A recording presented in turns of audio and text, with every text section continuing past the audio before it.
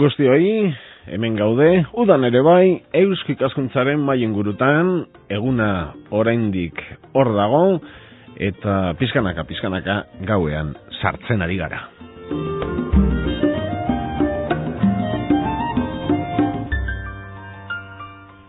Muy buenas noches, aunque ahora las noches cada vez están entrando más tarde, aunque dicen que tras el solsticio, no sé qué dicen, sino que es un dato científico, las noches empiezan a alargarse poquito a poquito, pero son los días más largos del año, aunque ya hemos pasado esa fecha mítica de San Juan y por lo tanto el verano está con nosotros. Durante este verano también aquí en Radio Vitoria, las tertulias de Eusko Ikaskuntza, Sociedad de Estudios Vascos. Bienvenidos.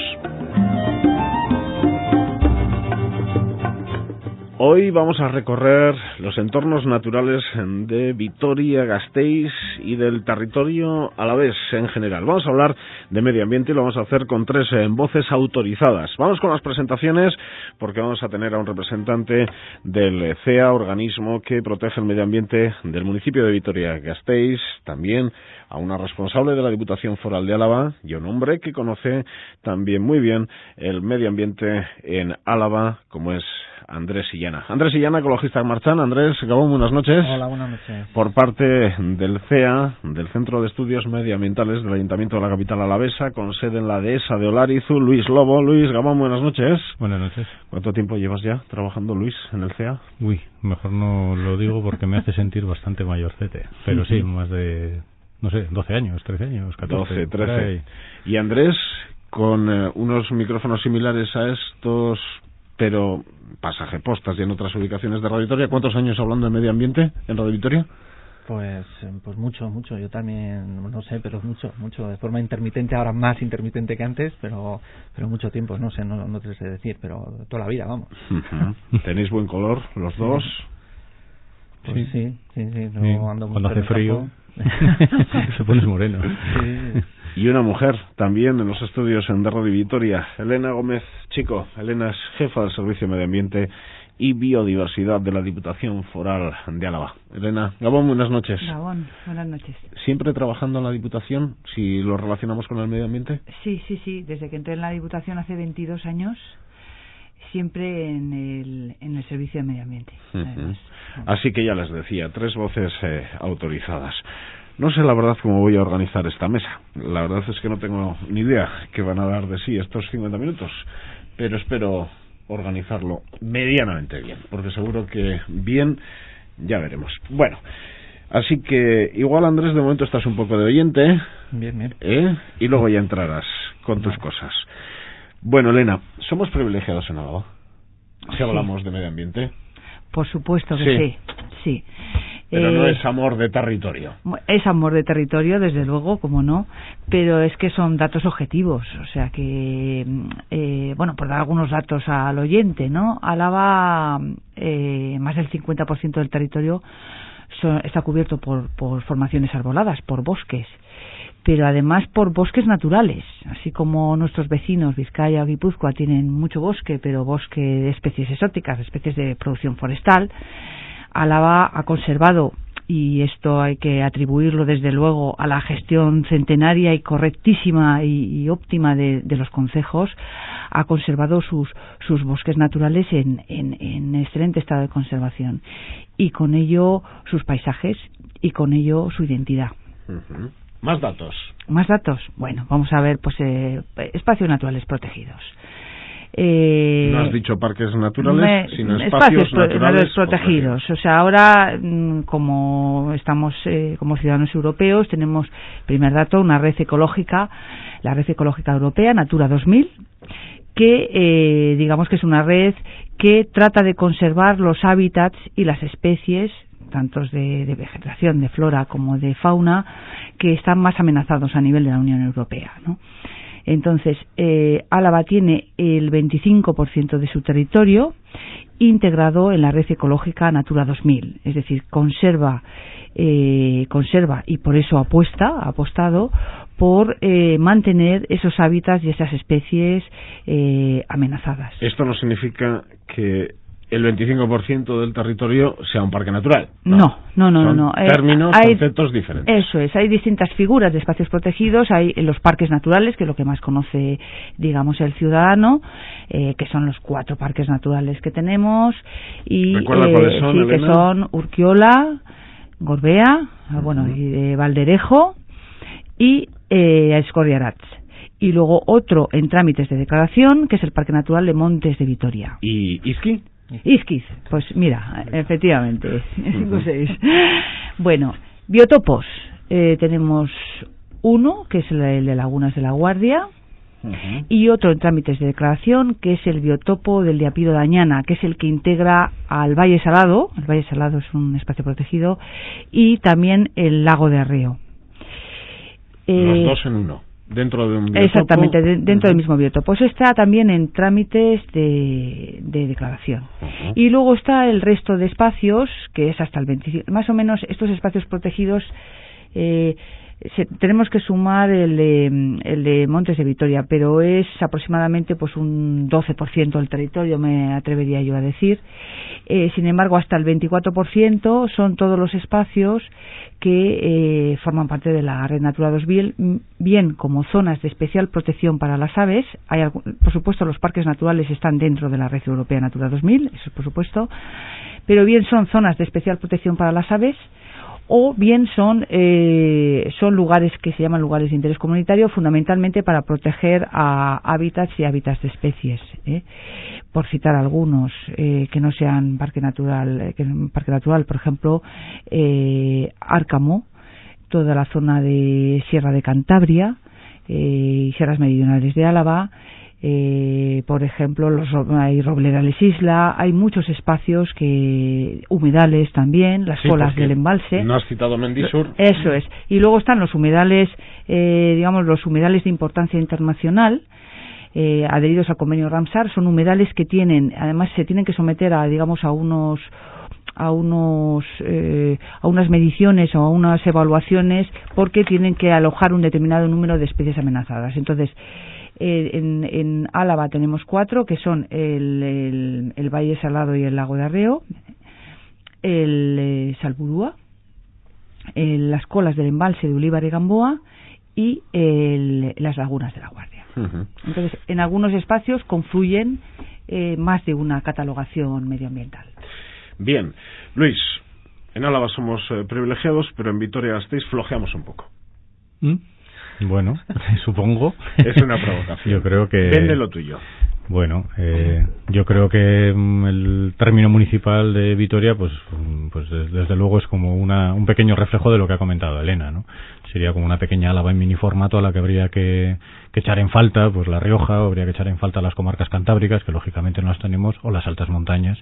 Pero sí que es verdad que cualquier vecino de Vitoria que se dé una vuelta por el entorno de la ciudad, pues enseguida se da cuenta de que tenemos un entorno natural en un estado de conservación aceptable, sobre todo en lo que se refiere al ambiente forestal, y algunos enclaves concretos ligados a ambientes particulares, como pueden ser los humedales, etcétera. Sí que es verdad que también Vitoria es cierto que se enmarca dentro de uno de los valles, pues también, como decías tú antes, que tiene ciertas carencias, pues más que carencias lo que tiene son ciertos problemas. Es una provocación, ¿eh? Sí, no, y me parece muy bien. Ligado pues a su situación estratégica dentro de un corredor de infraestructuras histórico que une Francia con la meseta y con todo el resto de la península, y ello ha motivado pues que desde antaño pues sea un lugar muy importante de cara al asentamiento de diferentes infraestructuras viarias. Corredor N1. Eso es, lo cual conlleva lógicamente pues unos peajes medioambientales pues de cierta calado, como los que estamos asistiendo hoy en día, pues con las propuestas, con la creación de las nuevas autovías, la propuesta de creación de nuevas vías rápidas o la entrada del tren de alta velocidad que está ya al llegar, y que son infraestructuras que si no se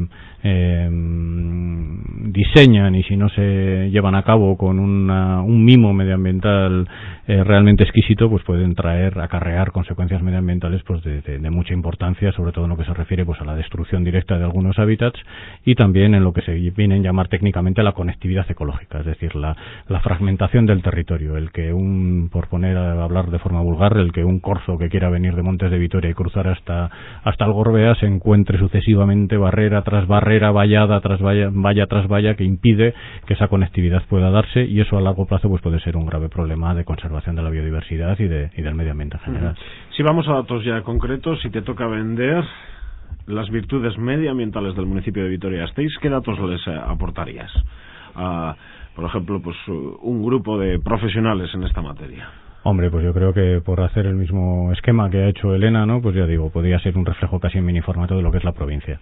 Por una parte tenemos dentro del término municipal, no en su total, digamos, no en toda su superficie, parcialmente incluidos 4 lugares de interés comunitario, es decir, hay 4 LICs, que son Salburúa, el río Zadorra, por sus poblaciones de visón europeo, entre otros muchos valores ambientales, una parte de los Montes de Vitoria, que aunque hay sobre este espacio contemplada esta propuesta de declaración de parque natural, no hay que olvidar que una parte ya es lugar de interés comunitario y está íntegramente dentro del término municipal, y luego pues algunos de los bosques isla de la Llanada Alavesa, que son esos últimos reductos forestales que quedan en el fondo del valle, que ha sido transformado mayoritariamente en terrenos agrícolas o en zonas urbanas, y que han sobrevivido hasta nuestros días, y algunos de estos robledales que están diseminados por toda la Llanada también se encuentran dentro del término municipal. ¿Algún ejemplo de bosque isla?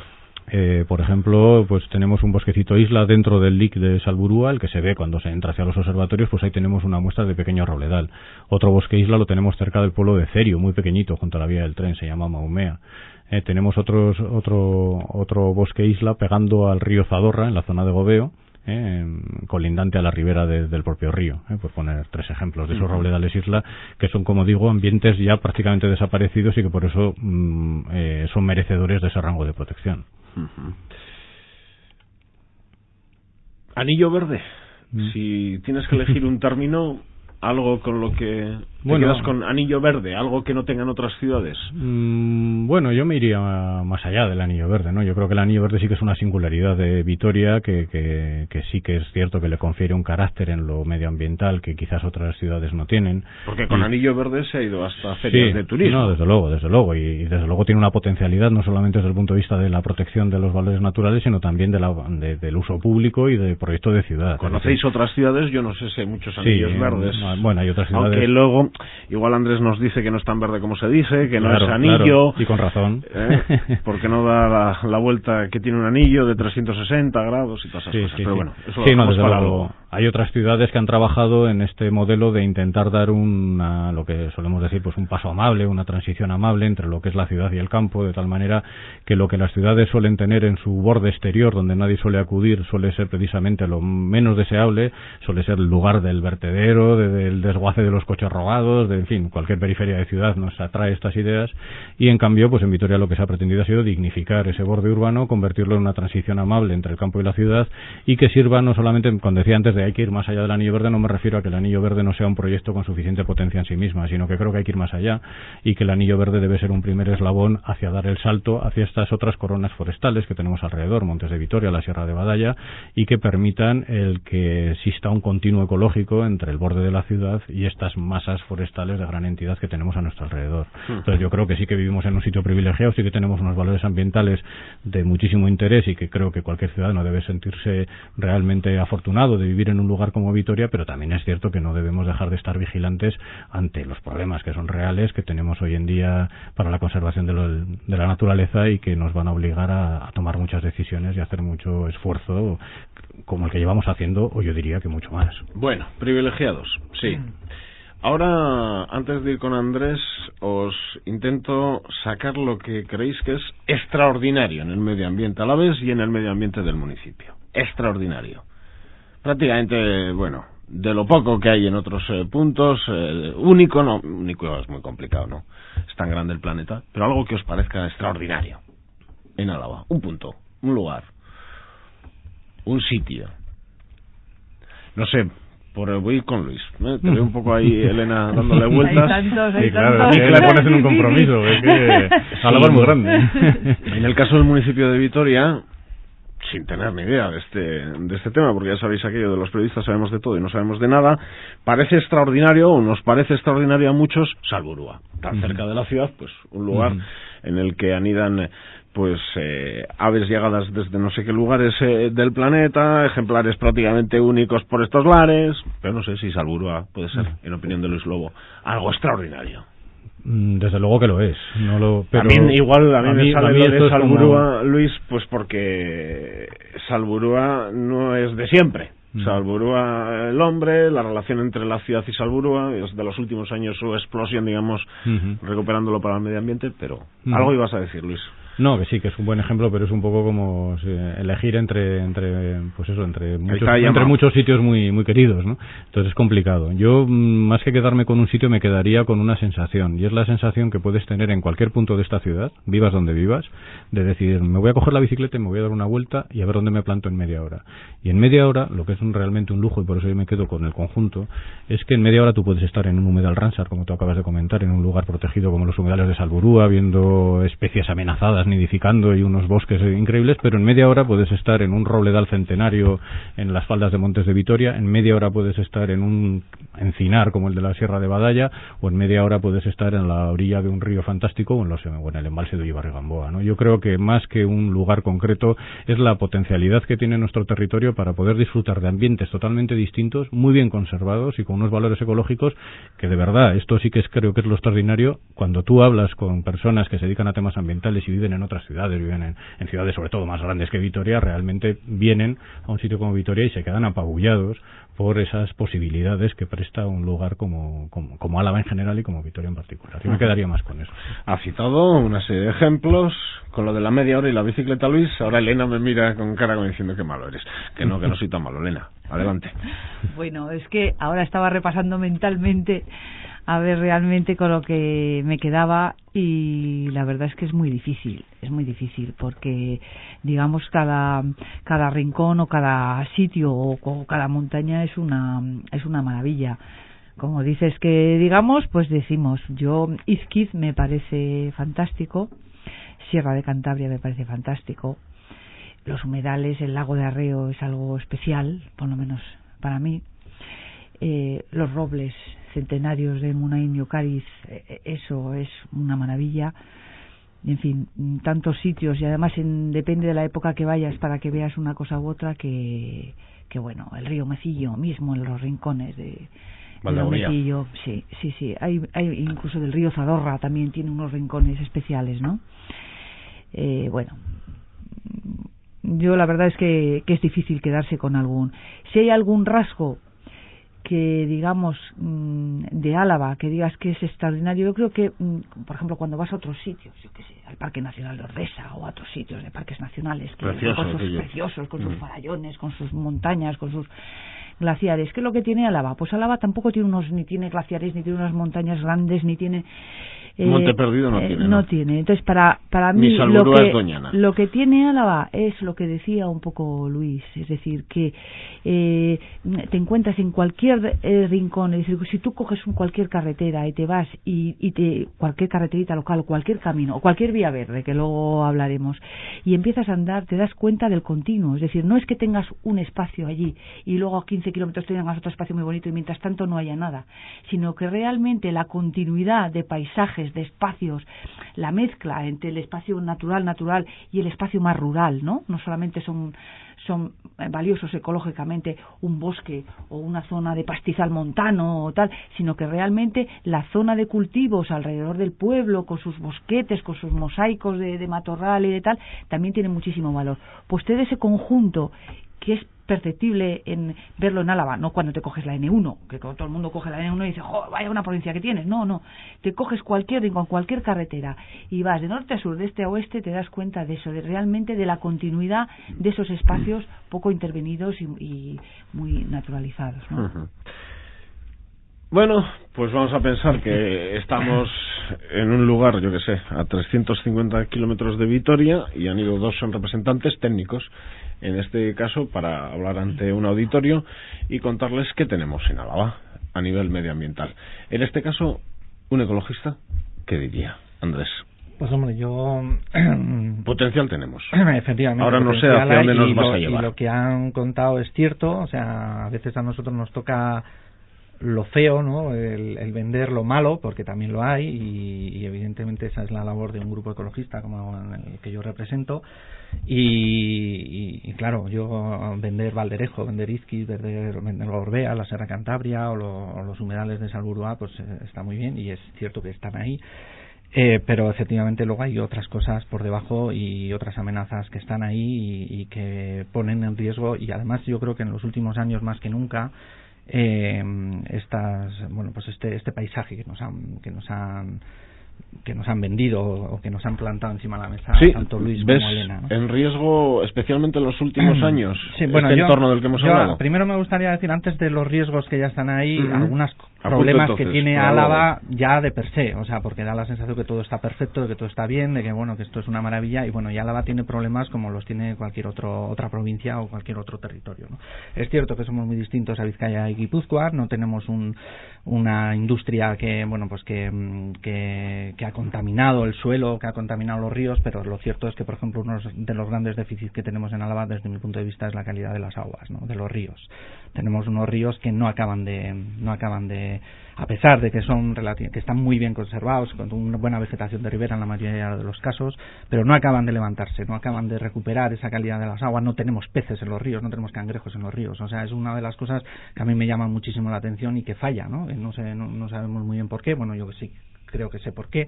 Tenemos una agricultura muy intensificada, muy intensiva, y que evidentemente tiene un impacto muy serio sobre las aguas, ¿no?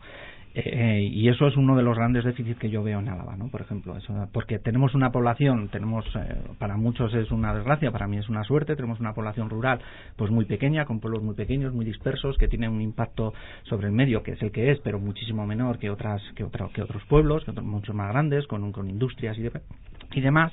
Pero tenemos una agricultura pues muy intensificada y una ganadería también muy intensificada, que sin lugar a dudas tiene un impacto muy importante sobre esos espacios naturales, ¿no? Y hablas del Zadorra, del Bayas. Bueno, en general todos los ríos de Álava, yo no hay, incluido Mecillo, no, ayuda. todo, sí, yo creo, yo ya te digo, yo he estado viendo un poquito los análisis que salen y teniendo los ríos, porque tú vas a la Ayuda, en algunas zonas de la Ayuda, y los ves preciosos, dices, ves el Bayas, bueno, el Bayas estos días estaba espectacular con el agua que corría, que dentro de poco ya no lo vamos a ver, ¿no? Pero ahora estaba espectacular. Tú los ves y dices, pues si son unos ríos con buenas alisedas, buena vegetación de ribera, aparentemente, bueno, pues muy interesantes, pero luego, ya te digo, o sea, hablas con los pescadores y no hay pesca, no se acaban de recuperar los ríos, ¿no? Yo creo que eso es uno, ya te digo, de los grandes déficits que desde mi punto de vista tiene el medio natural en Álava. O sea, que no tiene que ver con depuradoras, industria o núcleos de población. Seguramente todo tendrá que ver. Yo, por ejemplo, en el Omecillo, uno de los problemas que hay es una empresa de unos bollos muy famosos que tiene un agujero en medio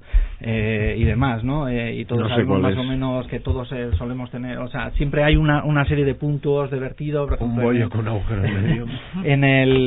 Por ejemplo, en el Berrón, pues todos sabemos que hay de vez en cuando una serie de mortalidad de peces que se vienen por unas piscinas que también cerca. ¿Dónde en está la zona el Berrón? Maestu. Es decir, que bueno, siempre hay una serie de puntos en los ríos que son, bueno, pues que se van repitiendo año a año, ¿no? Y que no se acaban de recuperar y que sería relativamente fácil solucionar. Pero luego está el otro problema grave, que es, ya te digo, con una agricultura muy intensificada, unos planes de regadíos que están teniendo una repercusión muy importante porque se están haciendo balsas de riego enormes en zonas boscosas, en zonas de muchas veces lindando con LIC o con cepas, y que en teoría no las venden con que eso va a ser bueno para los ríos, pero ya te digo, yo llevo viendo balsas de riego durante muchísimos años construyéndose en la Nava y no acabo de ver esa recuperación en los ríos, tanto en caudal como sobre todo en calidad de las aguas. Lo que ocurre, Andrés, es que el agua en este país es una materia complicada, ¿no? Porque en el reparto de competencias,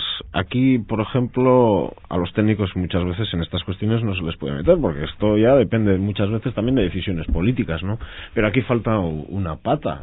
Sí, hablamos con un técnico del ayuntamiento, con un técnico de la diputación, pero agua, gobierno vasco. No, y seguramente faltarán más patas, ¿no? Faltaría industria, faltaría obras públicas, faltaría agricultura, es decir, bueno, aquí faltan muchísimas patas, ¿no? Aquí, bueno, pues estamos un poco gente que, bueno, dos porque personas no sé en concreto que trabajan en siquiera... medio ambiente, pero luego dentro del medio ambiente, claro, pues no sé si en Álava tenemos un estudio, digamos, íntegro, donde se recoge todo lo que gastamos, todo lo que necesitamos, digamos, un estudio estudio integral de los recursos del de agua. Dices, bueno, se han hecho, de estudios de agua yo creo que se han hecho, bueno, pues yo recuerdo ahora mismo el libro blanco del agua que se hizo en la legislatura anterior, que como no les gustó lo que salió, lo guardaron en un cajón directamente. Un estudio que además participó, bueno, la gente de la Fundación Nueva Cultura del Agua, bueno, pues ya te digo, pero bueno, el agua es uno de los graves problemas, luego tenemos más problemas, yo he querido plantear aquí el tema del agua porque claro, se habla de los humedales, efectivamente, que se ha hecho un esfuerzo muy importante por recuperar, porque no hay que olvidar que los humedales no los hemos inventado nosotros, los humedales, Salburua estaba ahí. O sea, se desecó en su día y bueno, se hizo una apuesta por recuperarlos. Pero ¿Y esa recuperación te pareció oportuna? Yo, por ejemplo, cuando Luis le comentaba saber un punto, yo creo que Salburua es ese punto en el que dices que es una diferencia respecto a otras ciudades, porque Salburua perfectamente podía haber estado urbanizado, podía haber sido un barrio más de Salburua, de hecho, ¿no? O sea, podía haber estado, bueno, de hecho ya casi la tenemos urbanizada la pobre, porque tenemos ahí un montón de edificios, carreteras y cosas, y ahora el tren de alta velocidad, que no sé por dónde lo van a meter, o sea, la verdad es que está bastante, pero podía haber estado peor. Es cierto que se podía haber apostado por decir, bueno, pues dejamos aquí un lago como el del Parque de Arriaga y a correr, ¿no? Y nos damos por... Sin embargo, bueno, se apostó. En ese caso fue el Ayuntamiento de Vitoria-Gasteiz el que decidió recuperar una zona húmeda que se ha convertido, después de esa recuperación, en una zona de importancia internacional para las aves acuáticas, y eso, desde luego, desde mi punto de vista, es un hito muy importante que no cualquiera lo ha hecho. Porque, bueno, todos sabemos el problema que hay para conseguir suelo para urbanizar y demás, y aquí de repente coger suelo para llenarlo de agua y para que vengan los patos, bueno, eso es como, hay gente que todavía seguro que no lo entiende, ¿no? Hablando, para saltar de tema, sí, pero terminando ya con lo de los ríos, la recuperación que se ha hecho en diversas fases, no finalizada en todo el cauce, en toda la ribera del río Zadorra, en el municipio de Vitoria-Gasteiz, ¿te parece acertada, adecuada? A mí sí, a mí por lo que se hizo en el río Alegría, por ejemplo, para evitar inundaciones, que se ve en Escalmendi. Yo recuerdo además la época en la que el Departamento de Obras Públicas de la Diputación planteaba una canalización pura y dura del río Zadorra, que era, bueno, no tiene nada que ver con lo que al final se hizo, ¿no? Yo creo que por ahí tienen que ir las cosas. Es una recuperación del río, se ha recuperado además para uso público, que eso también es importante. Tú ahora puedes pasear por allí y luego pues cuando vengan inundaciones aquello se inunda y ya está, pero yo creo que ha sido muy Hablas interesante. de la zona de Gamarra. Sí, la zona de Gamarra, efectivamente, ¿no? La zona presa. Yo creo que esa ha sido una recuperación y eso también desde mi punto de vista es un hito histórico, porque se ha hecho se tenía que actuar sobre el río y se ha actuado de una determinada manera, que se podía haber actuado sobre otra. Por ejemplo, yo ahora me estoy acordando que desde que se salió la Red Natura 2000 y el Zadorra Slick, por ejemplo, se ha tocado en varios tramos. Con el desdoblamiento de la N1 se tocó el Zadorra, y además de una forma bastante severa. El Omecillo del que se hablaba antes, en la zona de Villanueva Valdegovía, se ha hecho una avería bastante interesante siendo LIC.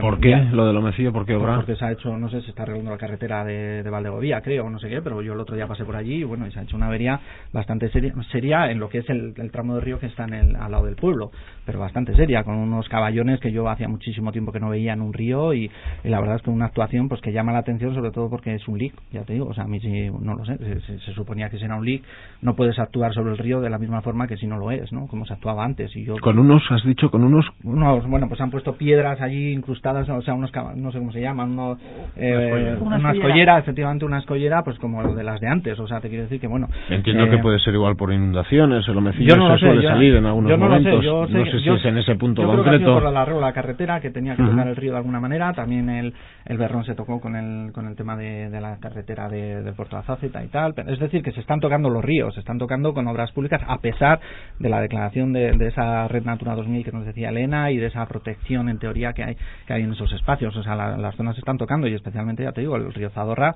se tocó de una manera bastante seria por parte además del gobierno vasco. Ahí hubo una serie de cosas bastante llamativas, y bueno, y ya te digo, se están haciendo cosas. Hay que tocarlo más, según nos dicen, a nivel de infraestructuras, porque recordarás como en unas inundaciones la salida a Bilbao, la autovía Bilbao, tuvo problemas en el puente sobre el Zadorra. Lo que pasa es que nos tenemos que... eso es una de las... Y es red prioritaria, no es de Natura 2000, sino de carreteras en este caso. Sí. Pero bueno, yo creo que también nos tenemos que ir acostumbrando a que los ríos se tienen que salir de vez en cuando, y en algunas zonas. Yo el otro día hablando de estos temas, veía una foto de la Llanada Alavesa en la zona de Asteguieta, por ejemplo, y toda esta zona, y era curioso porque lo que estaba inundado lo que se veía era una foto como aérea y tal, se veía. Y ¿Hablas de la zona de Eroski? Sí, la zona de Eroski y tal. Precisamente lo que estaba inundado era todas las urbanizaciones nuevas, todas casas nuevas. Las casas viejas no había ninguna inundada.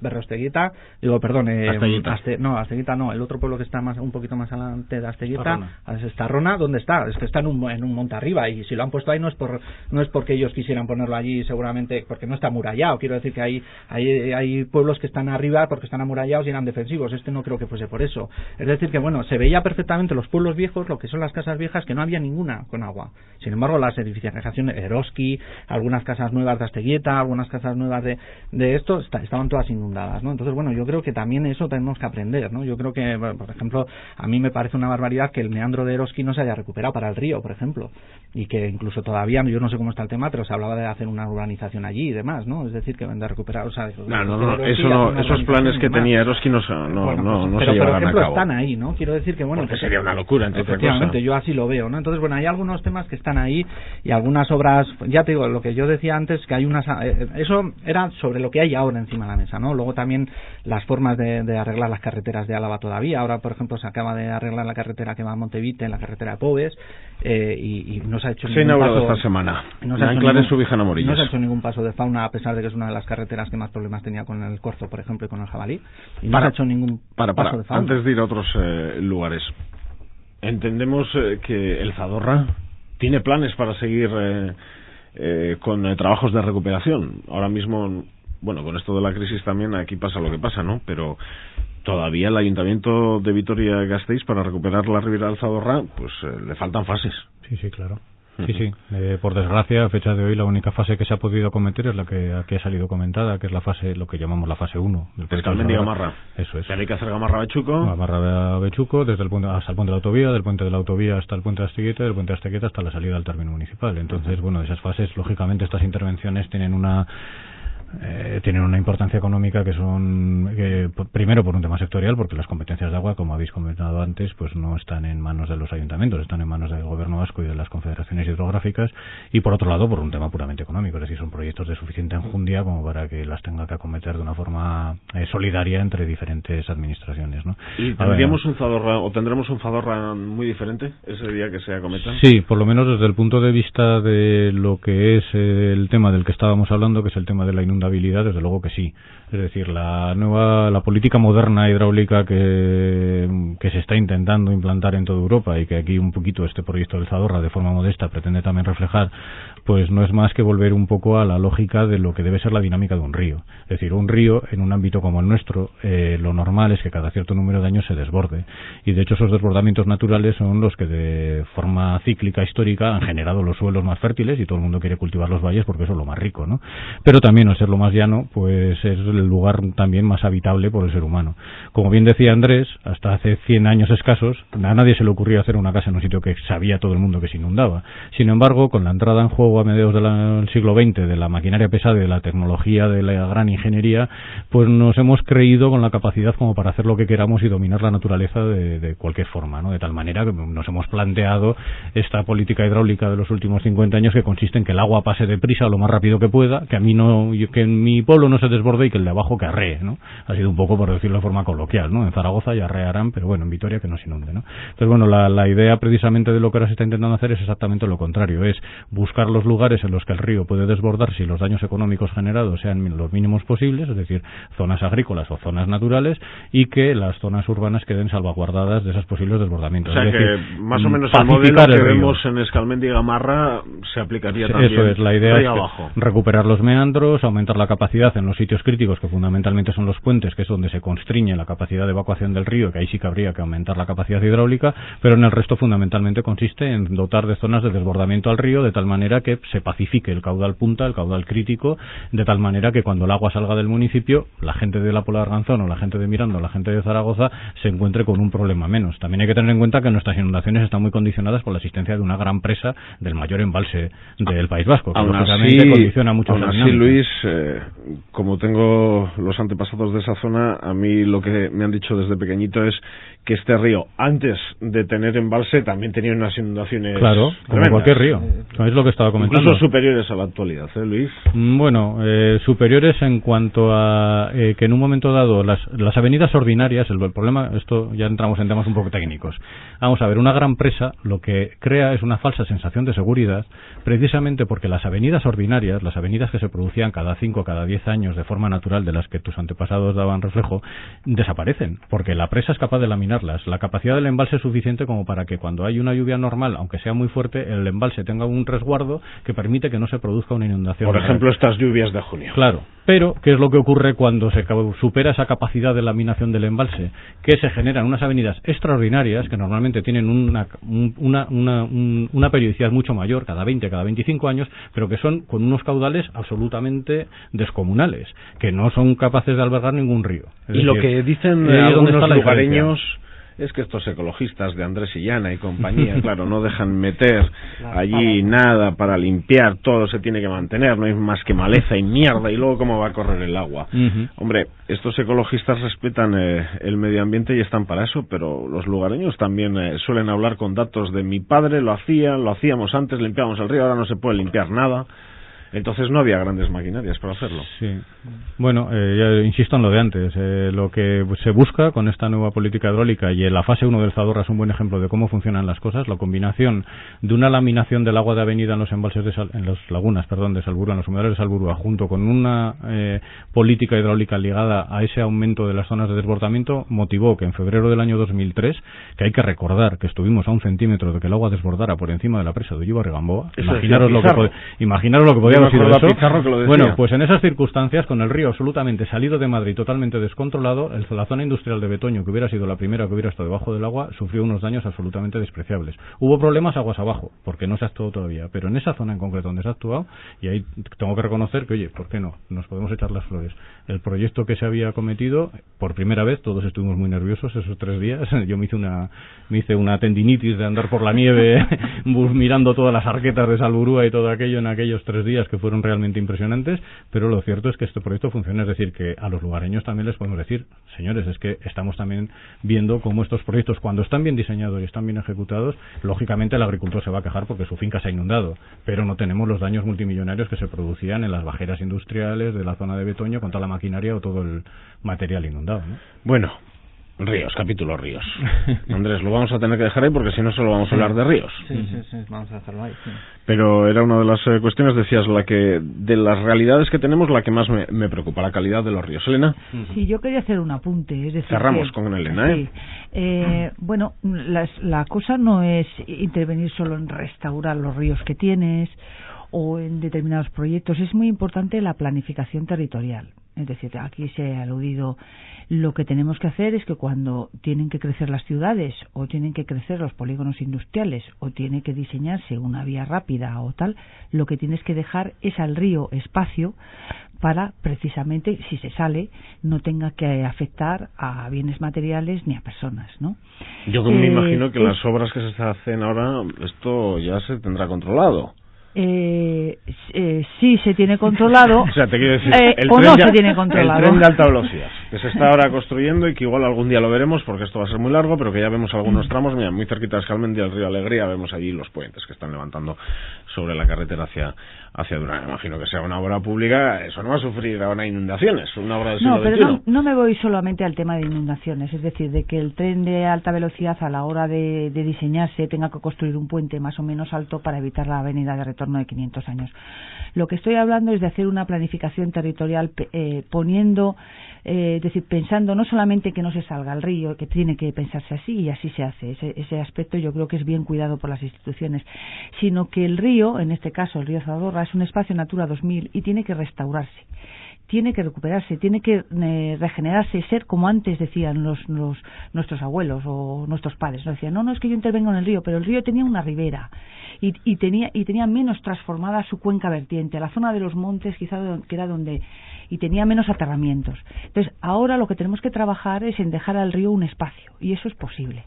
y muchas veces se diseñan actuaciones pensando en cómo evito las inundaciones, cómo recrezco el terreno alrededor para que no se me inunde o la vivienda, no se me inunde la fábrica. Lo que hay que procurar trabajar, y eso la planificación territorial es lo que trata de hacer, es dejar espacios para que estos ríos, esta naturaleza que tenemos fluvial, pueda restaurarse al futuro. No solamente es trabajar en cómo hago el Zadorra para que trabaje para que no se inunde, sino también para que vuelva a ser el hábitat que pueda albergar pues al bisón europeo, a la nutria, a todas estas.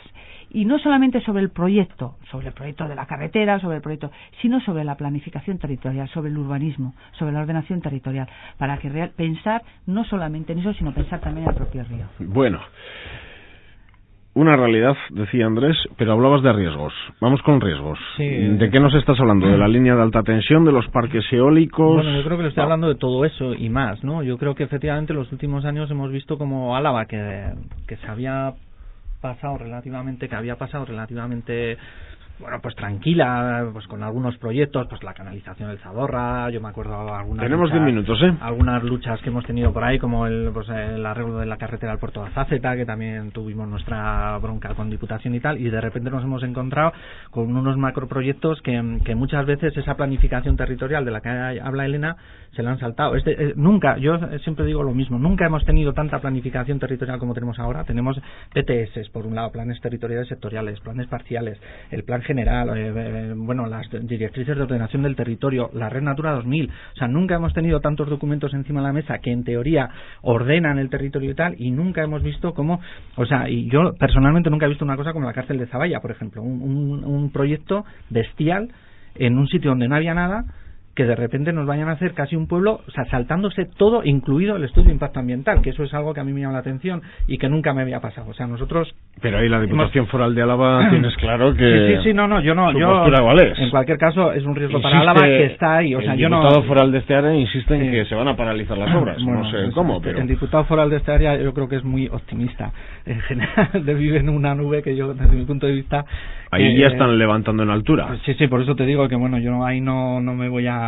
Ojalá tenga razón en este caso, pero lo dudo mucho, ¿no? Nosotros seguimos pegándonos por ello y seguimos en una plataforma que estamos luchando contra ese proyecto. Pero no solo es ese proyecto. Este proyecto yo digo que es, digamos, el no va más, porque ya te digo, porque se ha saltado todo lo saltable, ¿no? Se ha saltado toda la normativa de Iruña, de Oca, la normativa del territorio histórico de Álava, la normativa del País Vasco, y se ha saltado la normativa estatal, porque no ha habido evaluación de impacto ambiental, no ha habido posibilidades de que una organización como Ecologista en Marcha pueda presentar alegaciones. O sea, no hemos tenido... Porque es una obra de interés general. Sí, bueno, pero hay muchas obras. El tren de alta velocidad también es de interés general, pero hemos tenido opciones a presentar alegaciones. Hay otros proyectos por ahí que son de interés general también, pues yo qué sé, y Corrosparri seguramente cuando se haga, si es que se hace, ojalá que no, será de interés general, pero habrá un proyecto de evaluación de impacto ambiental en el que podremos presentar alegaciones, en el que podremos ver lo que va a pasar, lo que no, en el que podremos proponer cosas, medidas correctoras, pero aquí no ha habido posibilidades, ¿no? Ya te digo que para mí ha sido una cosa inédita y que nunca se había dado.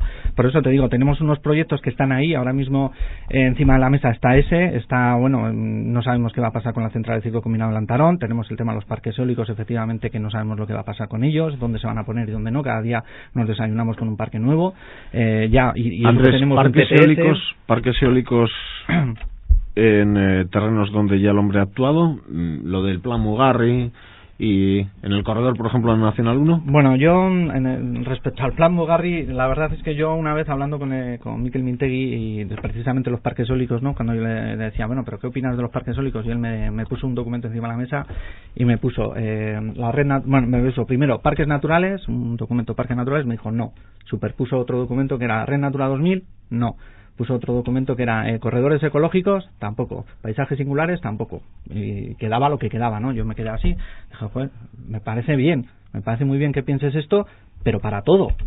No entiendo por qué, si ahí no puedes poner un parque eólico, puedes hacer una balsa de riego, como se están haciendo, como puedes hacer un embalse como Corrosparri, que va a estar dentro de paisajes singulares y de corredores ecológicos, como puedes hacer un tren de alta velocidad, o como puedes hacer un desdoblamiento de la N1. Es decir, bueno, yo eso te lo firmo ya, pero para todo. Da la sensación a veces que con los parques eólicos se es mucho más duro que con otras actividades humanas que también está ahí y hacen tanto daño. La ciudadanía os suele decir, pero vosotros, ¿qué os queréis? ¿Quedar en la época del Pleistoceno? ¿Que se quede todo como está, sin tocar? empezar? Mira, Porque antes decías Salburua, ¿no? Y yo ya sabes que siempre intentando buscar un poco la vuelta a la gente de lo que puede estar pensando, hacer un poco de Pepito Grillo, pues la recuperación de Salburua por parte del Ayuntamiento de Vitoria-Gasteiz a lo largo de los años. Bueno, pues eso es una actuación extraordinaria. Entonces, ¿cómo luego puedes estar como ecologista tocándole las narices al ayuntamiento de la capital alavesa por no sé cuántos metros de parque en el Parque de Arriaga, por la estación de autobuses? Es una cosa por la otra. Ah, vale. Eso nos dijo una vez la concejala cuando nosotros decíamos, joder, pero que te vas a cepillar no sé cuántos árboles en Arriaga, y decía ya, pero ¿tú sabes cuántos han plantado en el Anillo Verde? Digo, ya, pero ¿sabes lo que pasa? Que para mí el Anillo Verde no es un parque urbano, y Arriaga. Hay gente que dice que sois fundamentalistas. Bueno, yo no lo creo. Yo en este caso, en el tema de parques eólicos, por ejemplo, creo que son más fundamentalistas Elena y su equipo que nosotros, por ejemplo, ¿no? Nosotros somos lo que somos, y nosotros, por ejemplo, en el tema de, claro, la gente no suele decir eso, ¿qué quieres, volver a las cavernas? Bueno, pues nosotros ahora estamos planteando desde Ecologistas en Acción, que es una organización a la que pertenece lógicamente Ecologistas en Marcha, estamos planteando el tema del decrecimiento, que es un tema que la gente nos llama zumbaos, porque aquí todo el mundo habla de desarrollo sostenible. Dice, bueno, ¿y eso qué es? Pues igual hay que dejar de desarrollarlo porque deja de ser sostenible. Tenemos que empezar a bajar un poquito nosotros, a decrecer, para que otros que tienen el mismo derecho que nosotros a destruir lo que nosotros hemos destruido puedan crecer un poquito, ¿no? Entonces, bueno, yo creo que no está mal visto eso, o no debería de estar mal visto el tema del decrecimiento, dicho como suena, o sea, ¿por qué vamos a seguir creciendo? Pues igual hay que dejar de seguir creciendo, ¿me entiendes? Entonces, bueno, yo creo que pues seremos fundamentalistas o no, pero eso es así. Y ya te digo, yo creo que no se pueden confundir las cosas, y por ejemplo yo siempre, una de las cosas con las que a veces no estoy de acuerdo con el Centro de Estudios Ambientales es cómo se trata el Anillo Verde a veces, ¿no? Porque da la sensación de que quieren convertir el Anillo Verde en un parque urbano más de la ciudad, y para nosotros el Anillo Verde tiene que ser una cosa distinta. O sea, y mira, yo pensaba que hoy íbamos a hablar de las zonas, de los itinerarios verdes, que tenía yo mucho que decir a ese respecto, porque a veces da la sensación de que pintamos de verde algo que a veces no es tan verde, ¿no? O sea, por ejemplo, a mí la recuperación del Vasco Navarro, que ya era una línea que estaba trazada y que ya estaba en el mapa y tal, pues me parece bien que la traces para que puedan ir en bici, para que no se metan los coches a del Gamba o las motos o lo que sea, y que la gente pueda pasear. Pero por ejemplo hay algunas zonas del embalse que no entiendo que se haya hecho yo no sé por qué tenemos que dar la vuelta a todo el embalse. Andrés, no sé por qué. Ya no vas a hablar nada. Se acabó. Tu tiempo se acabó porque has enviado aquí balones para uno y para otro. A ver, Elena, parques eólicos, lo de los fundamentalistas del servicio de Elena, no entendí nada. Y luego lo de las bicicletas. Vamos primero con esos capítulos y tenemos que cerrar, ¿eh? Sí, bueno, muy breve. Es que en el plan Mugarri es un plan, bueno, es un plan de promoción de renovables, precisamente de fomento, entre otras, de la energía eólica, pero ajustado a la capacidad de acogida del territorio. Y luego, el modelo territorial que lo que hace es, determinar zonas de exclusión, que es el 60% del territorio, el 40% queda libre, siempre sometido, por supuesto, a restricciones de la propia evaluación de impacto ambiental de cada proyecto luego. En un principio ya en el 60% del territorio no se puede instalar grandes centrales eólicas, y digamos de huertos solares. Andrés, que no puedes hablar, que te veo con ganas, no puedes hablar ya. Entonces, ¿y esto por qué se ha hecho? Se ha hecho porque los grandes parques eólicos significa, y tal como están proyectados, es en la cumbre de las montañas, no a media ladera, sino en las cumbres tenemos alineaciones de molinos con unos caminos, basta ir al guía, uno se da cuenta de lo que es todo un caminito alrededor de la cresta, y luego líneas eléctricas de evacuación de energía, que en algunos casos, como el último de Peña Alta, son 17 kilómetros de nuevas líneas eléctricas. Entonces, ahí se ha prospectado el territorio, se ha analizado la capacidad de acogida, y para esas actividades es por la que se dice que no. Si tienes en esas zonas de exclusión, si quieres poner una mini eólica, un pequeño huerto solar, una pequeña central de biomasa, entonces sí se puede construir, pero para los grandes proyectos es para lo que es incompatible. ¿Y lo del embalse? Tema de la vía verde. Bien. Lo del embalse no le gusta. Sí, bueno, nosotros, esto no circunda todo, bueno, lo conoce muy bien Andrés, porque, bueno, yo creo que hasta se lo habrá recorrido, pero bueno. Pero sí que decís que hay 45 kilómetros. Hay 45 kilómetros, no 63 kilómetros. Se ha dejado fuera del recorrido perimetral precisamente las zonas del humedal Ramsar de importancia internacional. Y demás. Eso es, para, digamos, que no se interviniera o no se afectara a todo lo que son zonas de anidamiento de aves. De todas maneras, hay que tener en cuenta también que el proyecto de la ruta perimetral nació del estado en el que se encontraba el embalse de Olivar y Gamboa hace 15 años, que es que todas las orillas tenían barracones, acampada ilegal, los coches que llegaban hasta el agua lavándolos, y entonces a la hora de, digamos, de diseñar el programa de restauración ambiental, lo que se dijo es: no cierro el embalse, que ya hubo quien lo dijo, con un vallado con pinchos, de manera que nadie, sino que lo que hacemos es restauro las zonas y hago un viario de manera que pueda utilizarse para uso público, para un uso público blando de educación ambiental, y no clausures esa zona frente a... Tenemos que dar la palabra a Luis. ¿Qué sufrimiento el de Andrés? No poder contestar. Le estoy viendo sufriendo. Luis, para ti también ha habido. Sí, bueno, yo coincido con Andrés porque creo que en eso tenemos sintonía, que yo también soy de la opinión que el Anillo Verde, por su singularidad, debería tener un carácter más silvestre y siempre tener el norte en lo silvestre y no en lo urbano. Lo que pasa es que la realidad también a veces manda, ¿no? Y hay parques del Anillo Verde que están más cerca de la ciudad y otros menos, y hay parques del Anillo Verde que con el uso del público generan ciertas necesidades, por ejemplo, en cuanto a mobiliario, que en otros parques del Anillo Verde no hay. En cualquier caso, siempre ha sido un poco el norte en el que nos hemos guiado para el Anillo Verde. Siempre nos hemos visto más digamos, fuera de la ciudad que siempre hemos mirado más desde Montes de Vitoria que desde el interior de la ciudad hacia el Anillo Verde, ¿no? Y en ese sentido, pues por ejemplo, nuestro mobiliario es muy austero, hay muy poquita información in situ, no hay papeleras en los parques, como ocurre en otros parques de la Diputación, por ejemplo en Arayo, que tampoco las hay, y simplemente lo que hay es unos contenedores donde la gente echa la basura, en fin, bueno, se ha intentado en la medida de lo posible que la sensación sea lo más silvestre que se puede, pero claro, no siempre lo hemos logrado, eso es evidente, y en eso creo que Andrés tiene razón. Hay parques como el de Zabalgana, por ejemplo, que con la cercanía del barrio y con las nuevas actuaciones, pues ha quedado, digamos, hasta que la vegetación, yo creo, forestal también que se ha restaurado crezca, pues ha quedado también con un aspecto quizás que se acerca más en algunas zonas más a un parque urbano que al parque silvestre que debería caracterizar al Anillo Verde. Pero también hay que darles tiempo a los parques, también tienen que crecer.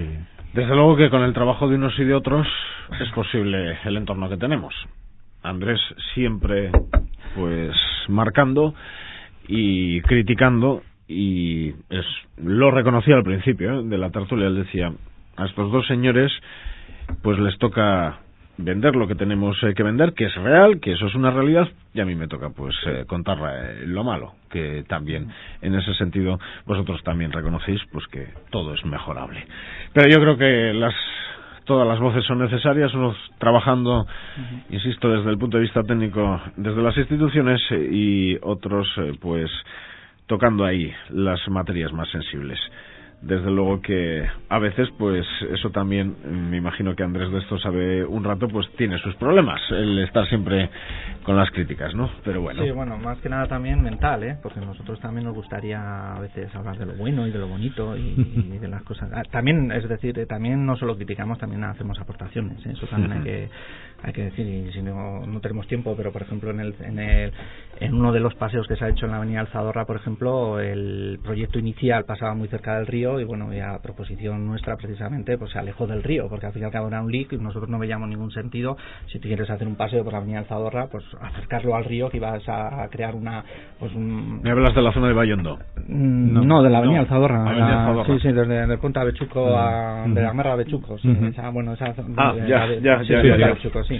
Detrás de Cegasa. Eso es, que ya te digo, pues se alejó bastante de la orilla del río, un paseo que iba por la orilla del río. Elena Gómez Chico, Andrés Illana, Luis Lobo, a los tres, muchas gracias, eskerrik asko. Venga, gracias. Zuei, datorren astean. Hemen egongo gara berriz, ja orduan izango da uztaia. Ordura arte, agur.